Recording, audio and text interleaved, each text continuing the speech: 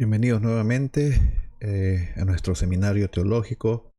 La clase que nos vamos a hacer es la parte 2 de 3 de transformación de misiones EM502. Me voy a concentrar ahora específicamente en el paradigma misionero de la Reforma Protestante, porque el material es bien amplio y pues envuelve eh, bastantes temas teológicos que uno no puede pasar por encima y necesitan ser explicados. Y no va a ser un video de 1 hora. Yo creo que solamente tengo gasolina para media hora. Para empezar, la reforma protestante y qué tiene que ver eso con las misiones hoy en día. Pues, hablamos un poquito en el video pasado de la figura de Martín Lutero, que fue un monje agustiniano. eh, ¿Por qué? Porque esa era la orden que él escogió y descubrió las escrituras de San Agustín y desarrolló su amor por la palabra. Y vemos que, eh, fíjese, esto no es material de la clase, pero lo voy a mencionar. Lutero eh, tenía sus obsesiones. Su obsesión era estar puro delante de Dios y no entendía cómo un Dios puro, justo, apartado de su creación por su santidad, podía declarar inocente a un ser humano que estaba totalmente corrompido por el pecado, por un ser que había perdido totalmente la imagen de Dios a través de la caída de Adán. Constantemente él se confesaba, él buscaba la forma como purificarse. Sus confesiones no eran normales. Sus otros contemporáneos lo confesaban 1 vez al día y eso, pues Martín Lutero lo hacía 7 veces. Constantemente, si se comía un pan o si se robaba unas uvas, iba y se confesaba. Y sus mentores, pues ya estaban hartos. Le decían, si de verdad quieres venir a confesar un pecado, vete y peca, pero no nos molestes con estas cosas. Y esto nos muestra el espíritu que tenía Lutero. Él entendió las escrituras. ¿Cómo es posible que un Dios justo y santo justifique al ser humano? Y ahí es donde viene la luz de los escritos de San Agustín. Si ustedes han leído las confesiones de San Agustín de Hipona, ustedes van a ver cómo él narra su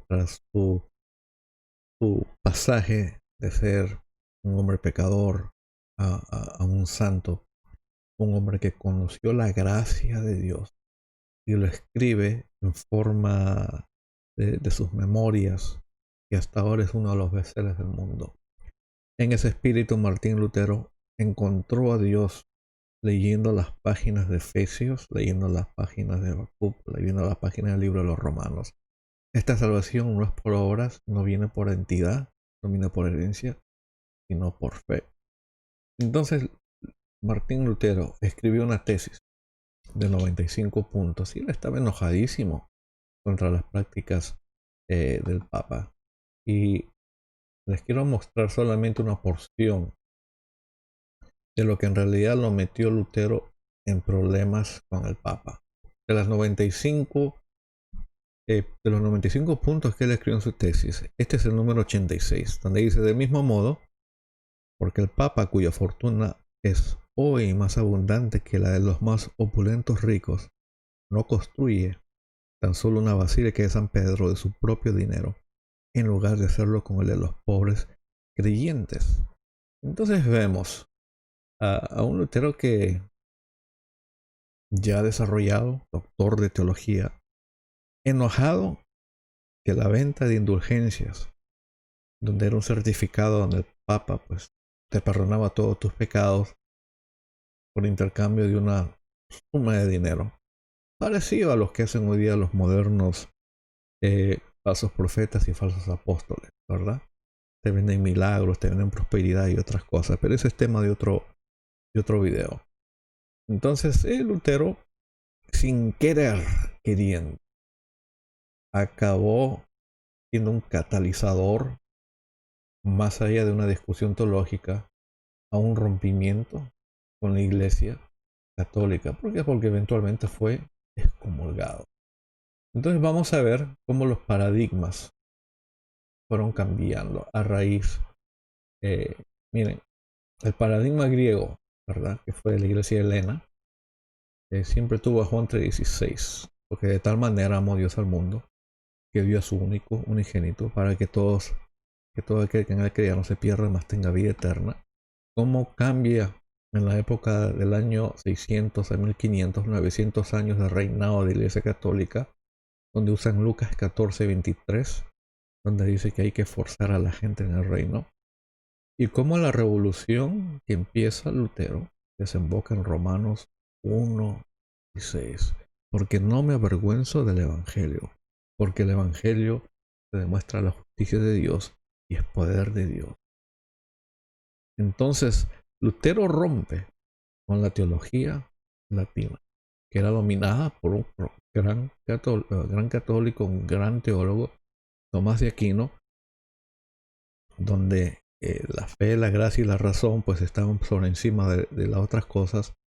Lutero lo pone en su sitio esencial, donde la fe, la gracia y la razón están por encima de la naturaleza y el Estado. Y lo que hizo Lutero, y es muy común de las iglesias luteranas hasta hoy en día, él desarrolló un paradigma de tensión. La fe versus la razón. Hasta hoy día peleamos con eso. La iglesia versus el mundo, teología versus filosofía. Entendemos que el paradigma protestante es un paradigma donde estamos en el mundo, pero no somos de este mundo. Y vivimos en un estado de tensión. Y para explicar un poquito más cómo nosotros organizamos y analizamos los paradigmas, pues vemos qué texto están utilizando, ¿verdad? Y vemos cómo han cambiado los textos a través de los tiempos. El énfasis doctrinal. Bueno, la iglesia griega, énfasis en la salvación, énfasis católica, forzando a entrar con el colonialismo, y ahora el protestantismo, la justificación es por la fe. Es muy importante analizar cómo se ve a Cristo en estos movimientos, o la cristología de la iglesia griega era el señorío de nuestro Señor sobre todas las cosas. Muy buena cristología. La iglesia latina ve a Cristo como un restaurador de orden. Con eso apoyan al colonialismo, donde van, destruyen civilizaciones antiguas para imponer una cultura occidental. Sin embargo, miren cómo lo ve un protestante. Es individual. ¿Por qué? Porque a Cristo lo necesitas aceptarlo tú, en tu corazón. No es algo que el Estado puede imponértelo. Doctrinalmente, la iglesia helenista pues no desarrolló métodos de transmisión de conocimiento aparte de la Biblia. La iglesia latina se basó en credos, al igual que la iglesia protestante. Los credos son muy importantes porque uno los recita, especialmente el credo apostólico, para retener la buena doctrina. También analizamos la relación del Estado con la iglesia. Por ejemplo, entendemos que la iglesia griega era contracultural. En otras palabras, no participaba en muchos eventos de la cultura porque los veía en contra de las virtudes cristianas. La iglesia católica o latina pues vive en un estado de eterna cooperación con el Estado. Ustedes pueden ver, hasta en los países que son comunistas, marxistas, la iglesia católica tiene su iglesia fuerte y no los molestan a ellos. La iglesia protestante, ¿qué relación tenemos con el Estado? Es una relación de tensión. ¿Por qué? Porque somos la voz de conciencia, no confiamos totalmente en el Estado. Pensadores que promovieron este tipo de paradigma, pues tenemos al apóstol Juan, tenemos a Tertuliano, que decía que tiene que ver Jerusalén con Atenas. Pensadores latinos, pues la figura eminente aquí es Tomás Aquino. Y cuando examinamos la teología protestante, obviamente, los escritos de Pablo, Romanos específicamente, es revolucionario leerlo. Lutero, Agustino, un teólogo danés, Kierkegaard, muy importante en describir el existencialismo cristiano. Y esta es parte de la teología protestante. Es difícil, es profunda. Y estos solamente son los pilares. Esto es lo que nos distingue a nosotros del catolicismo. Número 1, justificación por la fe. Somos justificados delante de Dios solamente a través de la gracia, sola gratia en latín. Y eso nos motiva a extender esta predicación a otros. La depravidad del hombre. Nosotros vemos al hombre que ha nacido en un estado de enemistad, que tiene una naturaleza pecaminosa y que solamente un nacimiento del Espíritu los puede activar, los puede hacer vivir nuevamente para aceptar el Evangelio. Esta definición varía de denominación a denominación. Entendemos que los luteranos piensan que se ha perdido toda la imagen de Dios. Nosotros pensamos que solamente en parte. Después, la dimensión subjetiva de la salvación. Pues la salvación hay que experimentarla. No solamente es un entendimiento de la fe. También el sacerdocio de todos los creyentes. Nosotros no tenemos curas, tenemos pastores. Pero aparte de eso, cada creyente es su propio sacerdote. En otras palabras, pueden orar por los enfermos, pueden predicar el evangelio, tienen una comunicación directa con Dios. No hay seres intermediarios. La centralidad de las escrituras, en latín se dice sola scriptura. Entonces se reducen los sacramentos. Los católicos tienen 9, nosotros solamente tenemos 2. ¿Por qué 2? Porque son los únicos 2 que mencionó Jesús. Tiene que ver con el bautismo y la Santa Cena. Y 5 áreas de distinción.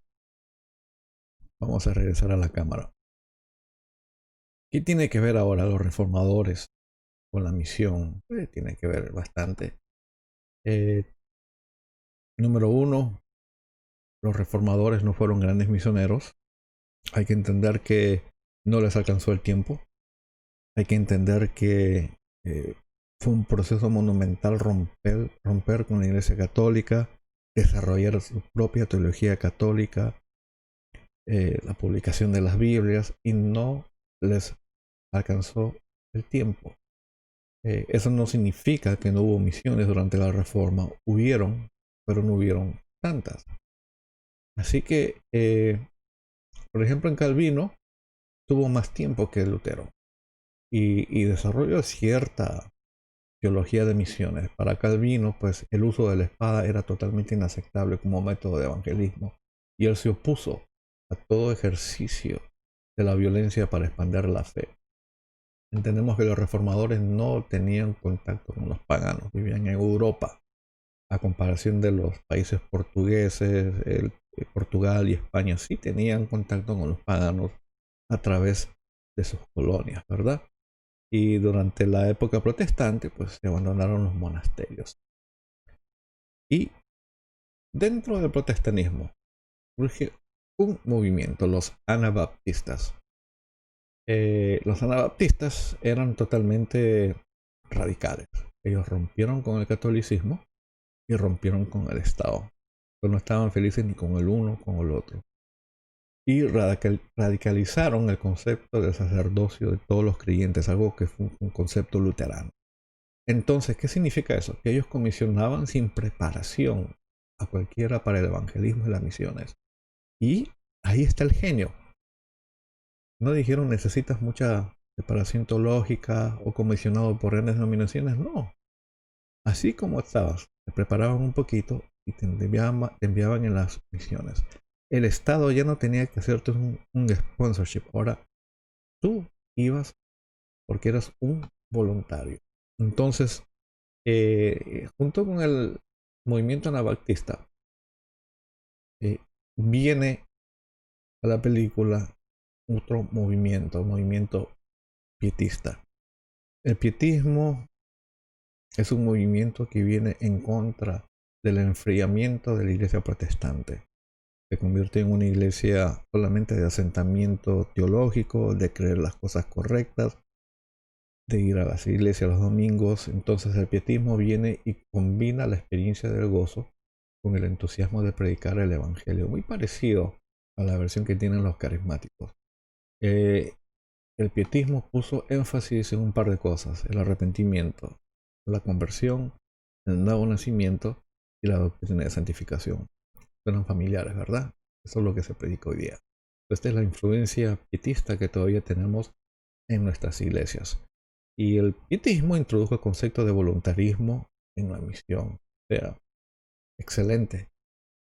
Solamente en vez de mandar unos cuantos, ahora se envían a masas. Sobre todo el pietismo se pueden rescatar buenas cosas. Ellos reintrodujeron el concepto del reino de Dios a la iglesia de Cristo. Ellos decían, no tan solo estaban interesados en salvar almas, sino también sobre el mejoramiento de la vida en todos los estratos sociales del mundo. Entonces fundaron escuelas para los pobres, se interesaron por erradicar la pobreza en el mundo.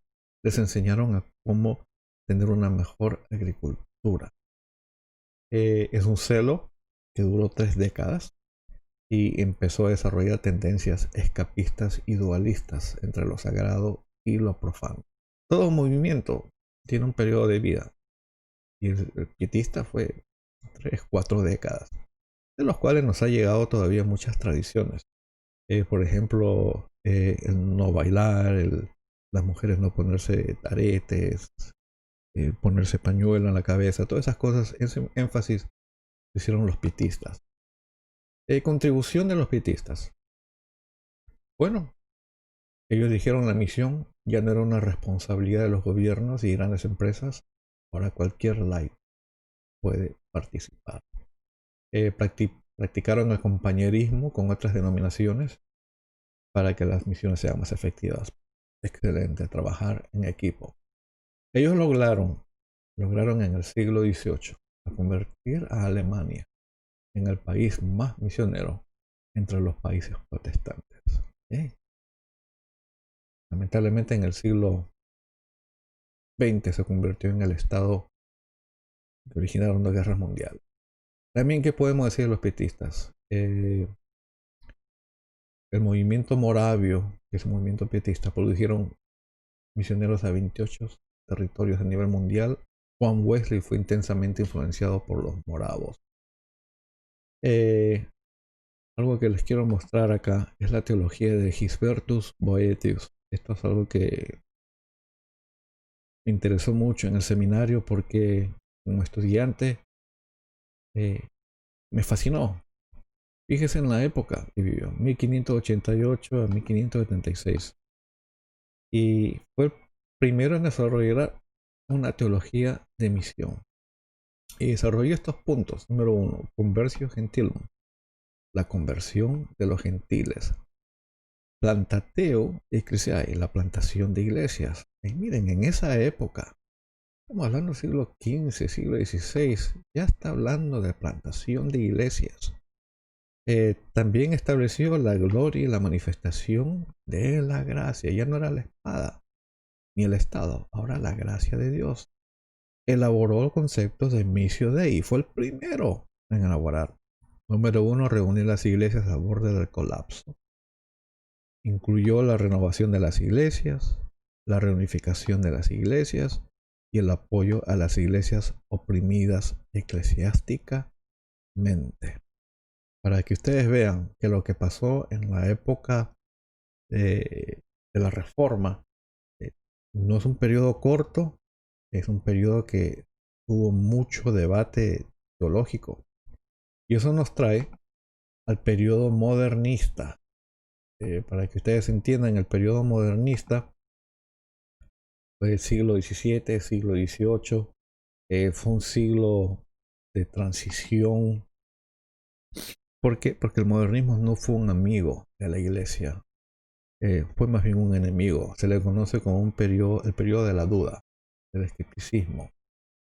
Es un periodo de transición donde el mundo griego, dominado por una cosmología de Dios, a una cosmología que la Tierra ahora gira alrededor del Sol, con los descubrimientos de Copérnico, a la cosmología del Sol, de tener reyes, a tener revoluciones, de introducir la idea de progreso en el mundo, de revolución científica y económica. la época del alumbramiento del ser humano y el eclipse de la era de Dios. Todo esto afectó a la iglesia del siglo XVIII. Y este es el periodo modernista. Entonces, ¿qué pasó durante el siglo XVIII? Bueno, la razón, antes del modernismo, la razón siempre era subalterna de la fe. Pero durante el modernismo es al contrario, ahora es la razón sobre la fe. Esto causó una revaluación de la Biblia, de la narrativa bíblica. Empezaron a ver que los milagros eran de verdad, no deberían estar incluidos. Empezaron a buscar a Jesús histórico. Fue toda una barbaridad. Ahí fue donde se desarrolló la crítica alta de la Biblia. Todo teólogo, todos aquellos que se han graduado de títulos eh, en Biblia han estudiado todas estas cosas. En pocas palabras, el modernismo nunca fue un amigo de la iglesia. Precisamente durante esta época se formó un campo de la apologética, de la defensa del evangelio, porque la iglesia estuvo a la defensiva, se encontró en la necesidad de defenderse más y más. Entonces, ¿cómo reacciona la iglesia? La iglesia reaccionó a través del pietismo. Número uno, divorció la fe de la razón. Entonces, el desarrollo del fanatismo. Puedes descubrir lo que tú quieras, eso no me afecta a mí. Entonces, hubo más énfasis en la experiencia. También en la iglesia se levanta un movimiento liberal dentro de la iglesia, propuesto por Schleiermacher, que empieza su teología no con Dios, sino con el hombre. Hizo lo opuesto a lo que todos los teólogos habían hecho hasta ese entonces. Entonces la teología de Schleiermacher no es teología, es antropología, porque prácticamente hace a Dios como una expresión del hombre. Curiosamente, uno de los puntos más fuertes de Schleiermacher es la experiencia, como la única manera de conocer a Dios. Suena muy parecida para nuestros amigos carismáticos, porque ahí se pone mucho énfasis en la experiencia. Las experiencias son buenas. A veces hay, a veces no hay. Pero nuestra experiencia no dicta nuestra fe. La fe es basada con la palabra. Entonces, Schleiermacher desarrolló el sentimiento de absoluta dependencia como lo más importante. Para nosotros lo más importante es la palabra. El eclipse del modernismo, bueno, nada dura toda una vida. El pietismo tuvo 30 años, el modernismo tuvo como 200, 300 años. El materialismo y el racionalismo eliminó el propósito en el ser humano. Le dijeron vas a progresar, algunos progresaron y se encontraron, ¿y ahora qué? Algunos dijeron puede ser rico, triunfaron en la vida, ¿y ahora qué? Si han eliminado a Dios de la ecuación, ahora ¿cómo puede vivir un humano en felicidad? La gente buscó propósito en drogas, en placeres, empezó una revolución en contra de Dios, lo expulsaron a Dios de la sociedad, de los trabajos, de las universidades, la revolución social de los años 60, la expulsión de Dios del sistema educativo, la expulsión de Dios del gobierno. Esto nos describe que el modernismo ha sido un periodo anti-Dios, un periodo de independencia del ser humano de todo vestigio de Dios. Ahora, en las Américas, pasó algo extraordinario. Vinieron los famosos avivamientos en las colonias. Del periodo 1726 a 1760, el Espíritu Santo descendió en las Américas.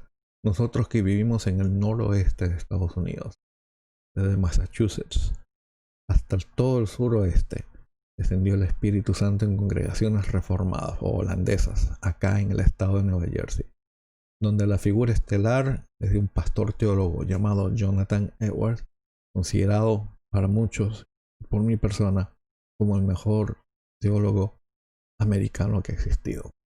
¿Por qué? Porque le tocó hacer teología de cómo el Espíritu Santo se estaba manifestando, saber distinguir entre lo que era divino y lo que era emoción y lo que no era de Dios. pueden comprar su libro, Las afecciones de la fe, de Jonathan Edwards. Resultados del gran avivamiento en la colonia. Jonathan Edwards, como teólogo, como se dice en inglés, he had to make sense. Tuvo que razonar. Él combinó la ortodoxia de la experiencia pietista con la experiencia. Le agregó una escatología postmilenarista. Para los que no están familiarizados con el postmilenarismo, pues ese movimiento de la profecía donde enseñan donde las cosas van a mejorar gradualmente. Los mensajes de Jonathan Edwards son conocidos. Bueno, de todos los mensajes que él tiró, solamente se le conoce por uno.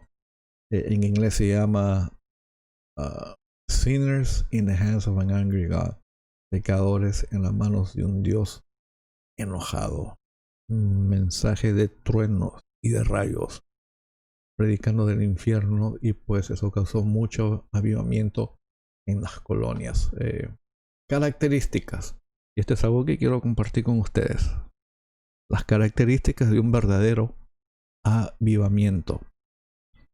Y esto es algo que es digno de poner énfasis. Número 1.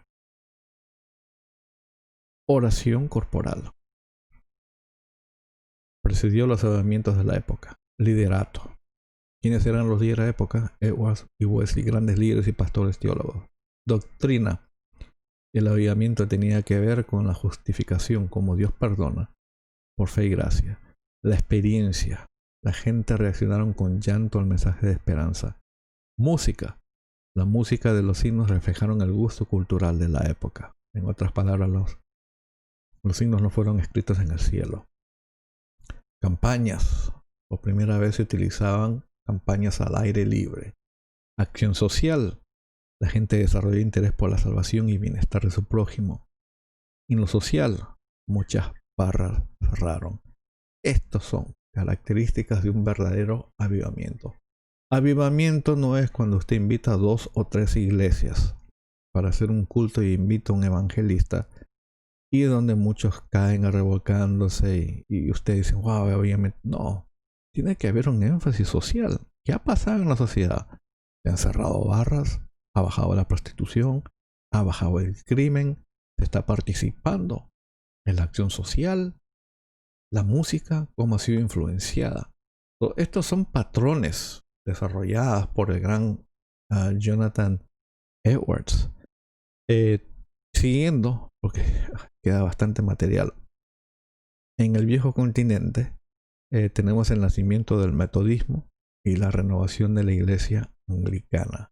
Como un movimiento de avivamiento empezado por Juan y Charles Wesley.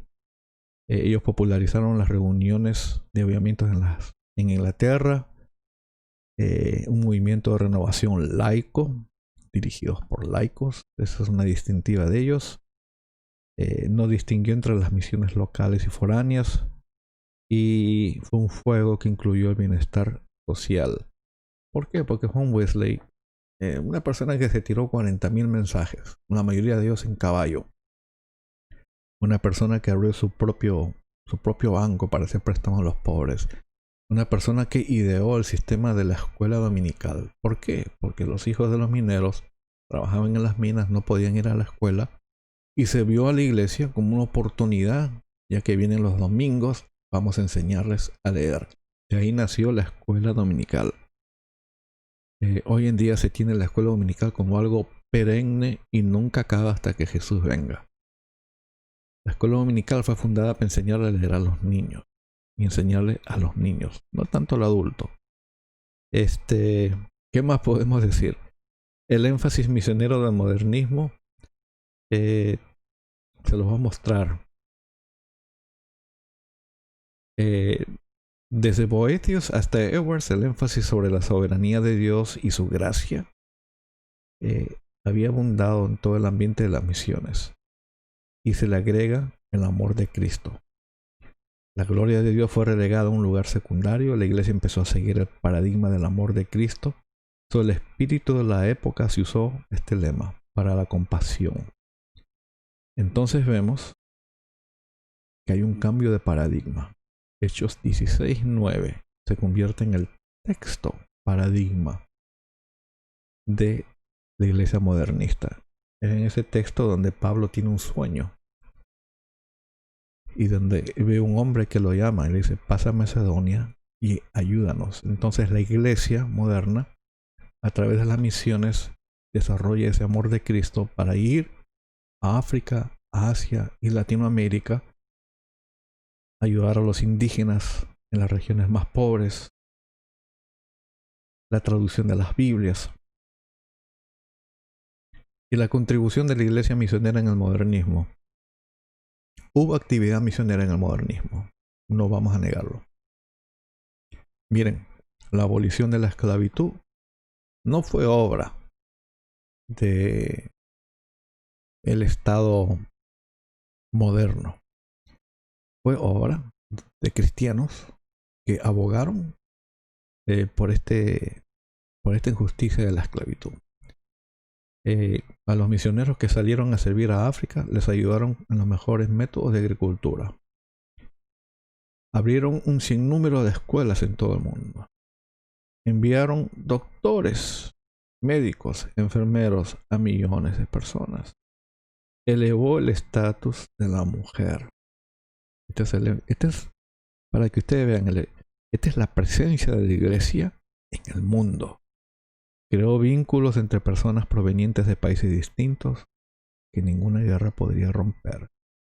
Entró en un segmento significativo del liderazgo de las naciones.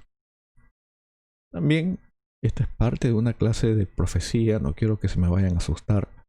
Yo hablé del postmilenialismo, que esto lo introdujo a las Américas Jonathan Edwards, para que ustedes vean que hay distintas maneras de interpretar cómo va a suceder las cosas del fin.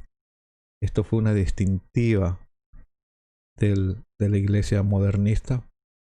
Entendía que Cristo iba a venir, que el milenio lo iba a anticipar y las cosas iban a mejorar paulatinamente. Claro está, muchos de ustedes se encuentran acá, donde hay un rapto, una tribulación, el retorno de Cristo y después es el milenio. Pero esas son diferencias que vamos a hablar en otra clase. Lo vamos a resumir. Ya vimos el paradigma de la iglesia primitiva, latina, protestante. Hemos cubierto la iglesia modernista. Miren la transición de textos de Juan 3:16 a Lucas 14, Romanos 1:16 hacia Hechos 16:9. Ve y ayúdanos. El énfasis de la salvación, a obligar a la gente a entrar a la justificación por fe. Ahora el énfasis es la compasión. Nada malo. Para mí me parece excelente.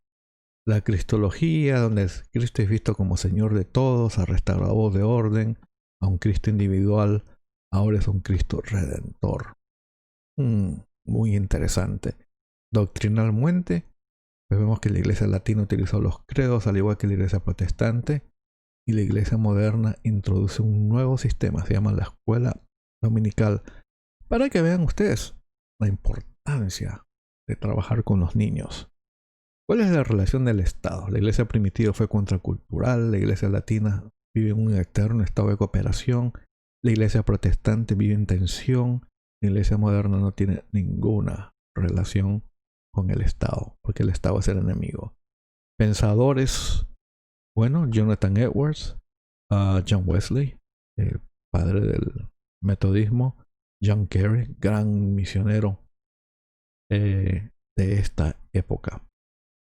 Y esto nos trae, no pensé que iba a avanzar tanto, nos trae al paradigma postmodernista. Si usted no se ha dado cuenta, ya no vivimos en el modernismo. El modernismo acabó en los años 80, 1980, 70. Ahora vivimos en un estado postmodernista. Nuestros muchachos que se ponen esos skinny jeans, que escogen lo que quieren creer, que deconstruyen la verdad para construir una nueva realidad, son características del modernismo. Y ahora nos ha tocado nuestro turno a nosotros. El periodo moderno se enfrentaron contra un toro y lo supieron torear. Ahora nosotros nos enfrentamos a otro toro. ¿Cómo desarrollamos aspectos para poder evangelizar y plantar iglesias?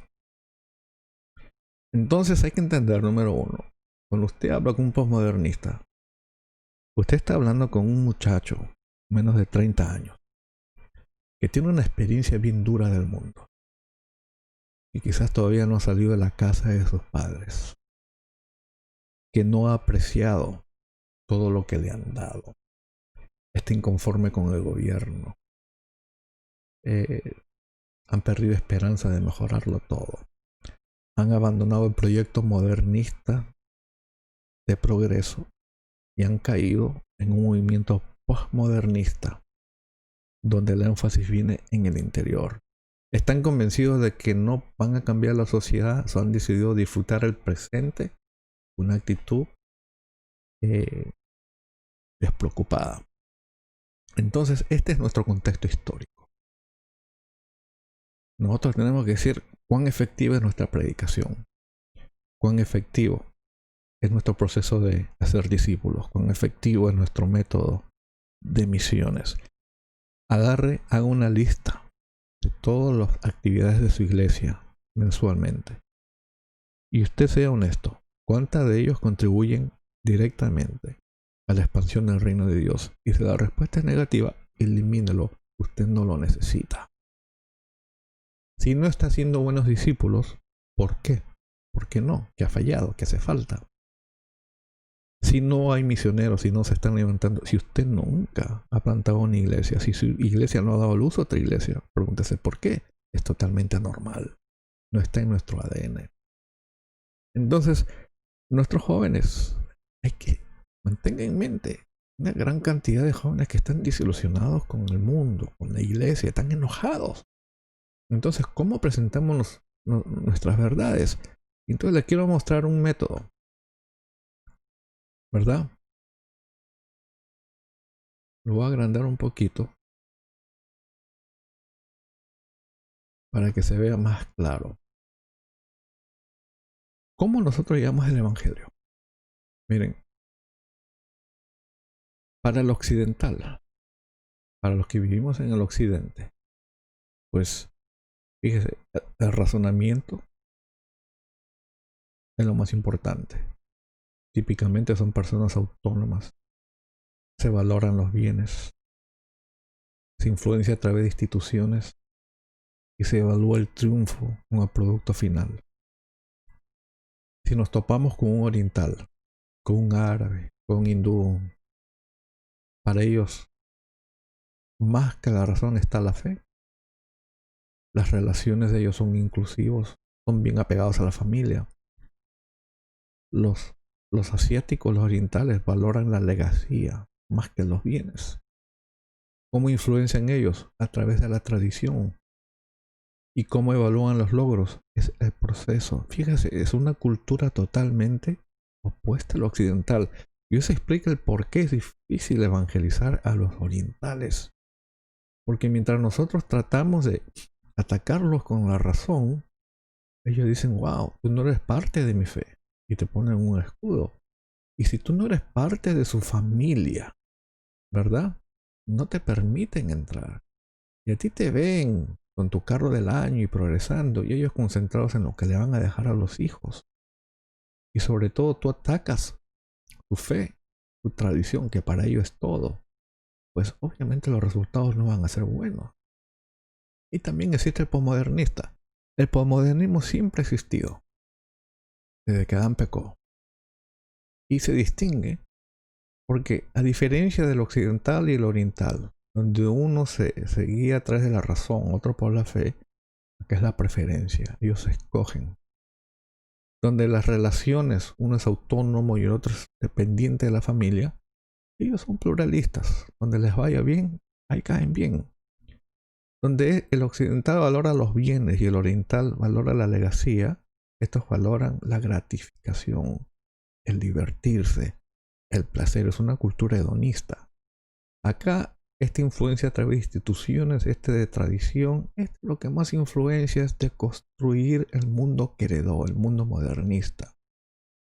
Cómo se evalúan los logros, acá es el producto final, acá es el proceso, y acá es cómo ellos justifican su vida de placer. Por eso que tenemos muchos del movimiento gay, LGBT, ellos prácticamente viven todo este proceso. Ahora, ¿cómo hace Jesús para ministrar tantas filosofías? No le importó si eran occidentales, orientales o postmodernistas. Jesús le ofreció a todos, con métodos. Él le permitió a la gente escucharlo. Le permitió un periodo de tiempo. Y después de ese periodo de tiempo les hacía la pregunta: síganme. Unos decían, tengo que ir a enterrar muertos. Y él decía, deja que los muertos se entierren a sí mismos. Otro decía, no, pero tengo que hacer esto. Y decía, no eres digno del reino de Dios. Te da un tiempo para que observes y te llama. Después Jesús le ofreció a ellos una comunidad inclusiva. Fíjese la semejanza a la cultura oriental. Les ofreció una familia que lo aceptaba tal como era. Entonces se sentían bienvenidos. Por tanto, el posmodernista, el oriental como el occidental, usted le ofrece una familia inclusiva. Se van a sentir bien. Después Jesús les ofreció el reino de Dios. ¿Okay? Mientras valora los bienes y la legacía, la gratificación, ante las necesidades, Jesús resucitó a los muertos, multiplicó los panes, caminó sobre el agua, sanó a los enfermos. El reino de Dios en acción. El reino te da gratificación, te da legacía, y el Señor sabe bendecir a sus hijos. ¿Cómo influenciaba a Jesús? Jesús no levantó una escuela, no estableció tradición, ni deconstruyó la verdad. Jesús modelaba su mensaje. Cuando decía, amen a sus enemigos, lo modelaba. Recibió un golpe y ponía la otra mejilla. Jesús supo vivir el mensaje. Esto es lo que se conoce como el método de mira cómo lo hago y después lo haces tú. Y al final de este proceso, porque yo no puedo decir que te vas a demorar 1 año o 6 meses. Al final de este proceso de descubrimiento, de ser admitido en una comunidad inclusiva, de experimentar el reino de Dios, de vivir el mensaje, finalmente el espíritu humano es transformado. Lo curioso es de que si tú vas a una iglesia, dicen acepta a Cristo y vas a ser transformado. Existe cierto tipo de transformación, pero no es la transformación que está hablando Jesús. Eso viene a través de un proceso, de un cambio de mentalidad, de afecciones, un cambio de valores. Entonces cuando tu espíritu es transformado, ¿verdad? Ese es tu mejor logro que puedas tener en esta vida. Mucho más allá del proceso, que del producto final, que de la justificación. Entonces fíjese, este método de Jesús es el método menos recorrido. Jesús nos dejó este método a nosotros para ser discípulos, ya seas posmodernista, modernista, ateo. Si nosotros seguimos esos primeros 4 principios, es lo que finalmente va a afectar el espíritu humano. En sinopsis, trabajemos en el discipulado, vivamos encarnados en la sociedad, practiquemos la compasión, no olvidemos la proclamación. Mateo 28:19 dice, vayan, no dice quédense. Vayan pues y hagan discípulos de todas las naciones, bautizándose en el nombre del Padre, del Hijo y del Espíritu Santo, enseñándoles a guardar todo. Enseñando significa discipular. Y recuerden, yo estoy con ustedes todos los días, hasta el fin del mundo. Y les voy a enseñar el último slide, para que ustedes vean el proceso que hemos enseñado en esta clase. Empezamos con el concepto griego, al latino, al protestante, al moderno, al posmoderno. Fíjese la transición de énfasis de paradigma de Juan 3:16 hasta hoy en día. La iglesia misional ha optado por la gran comisión. Vamos a salir de nuestras cuatro paredes y a ser discípulos. ¿Cómo hacemos discípulos? Siguiendo los métodos que hizo Jesús. Un periodo de descubrimiento, una familia inclusiva, le ofreció el reino de Dios. Jesús modeló el mensaje y eso transforma el espíritu humano. El énfasis es el discipulado. ¿Cuál es la cristología que nosotros practicamos? La teología de la cruz, Cristo encarnado, viviendo entre los que sufren.